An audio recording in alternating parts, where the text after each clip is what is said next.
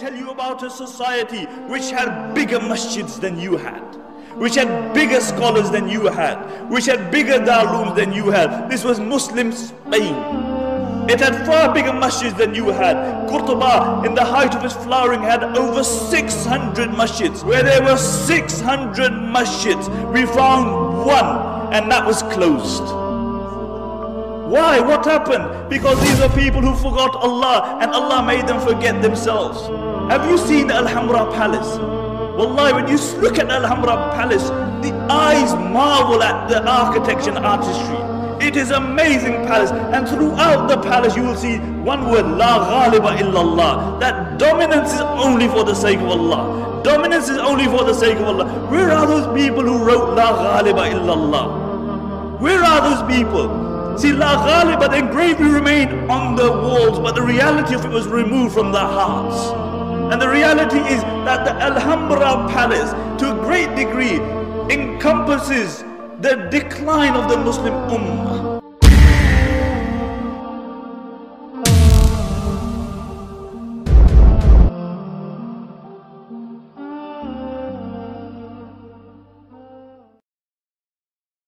وَإِن تَتَوَلَّوْا يَسْتَبْدِلْ قَوْمًا غَيْرَكُمْ ثُمَّ لَا يَكُونُوا أَمْثَالَكُمْ.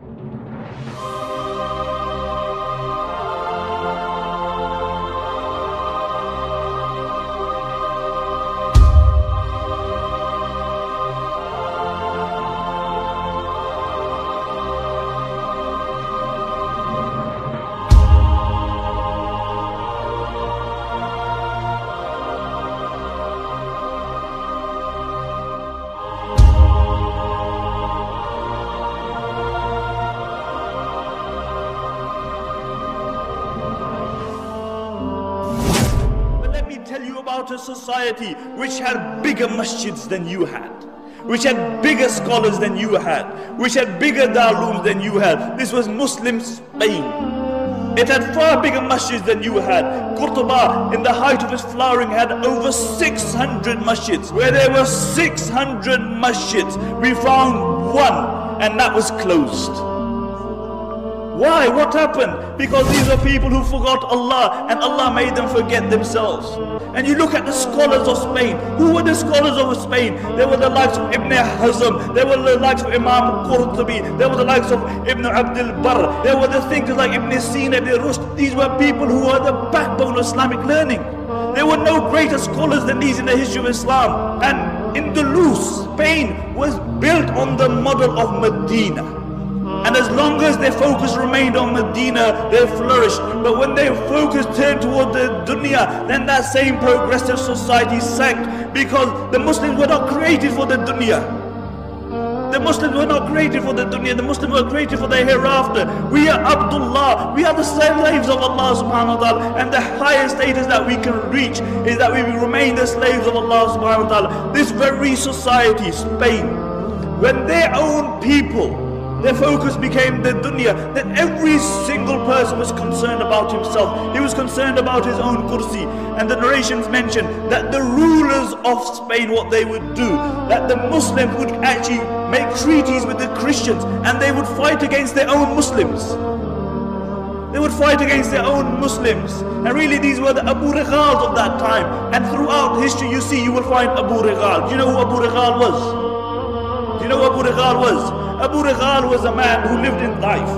And when Abraha, the Yemeni Christian governor, came to destroy the Kaaba, Abu Righal told him, look, I'll show you where the Kaaba is as long as you give me a few pounds. So Abraha agreed. When Abu Righal reached the outskirts of Makkah, he died.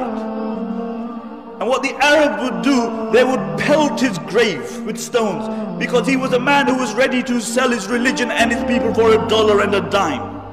And until today, the Arabs say, if they see a person of a deceptive nature, they say, "Who Abu Righal? He's Abu Righal." And these were the Abu Righals of that time. And one place after the other fell in Muslim Spain. One place after the other, until there was only one place left, and that was Granada. And Granada fell 50 years after the rest of Spain. until Abu Muhammad, he drew a treaty with the Christians on the condition that he would allow them to take over, on the condition that they would not persecute the Muslim, that they would not forcefully convert the Muslims, that they would not remove the Muslim from their post. And when the Christians came in, the first thing they did, they reneged on their promise. And when they entered the Alhambra Palace, have you seen the Alhambra Palace? Wallahi, when you look at the Alhambra Palace, the eyes marvel at the architecture and artistry. It is an amazing palace, and throughout the palace you will see one word, La Ghaliba illallah. That dominance is only for the sake of Allah. Dominance is only for the sake of Allah. Where are those people who wrote La Ghaliba illallah? Where are those people? See, La Ghaliba, the engraving remained on the walls, but the reality of it was removed from the hearts.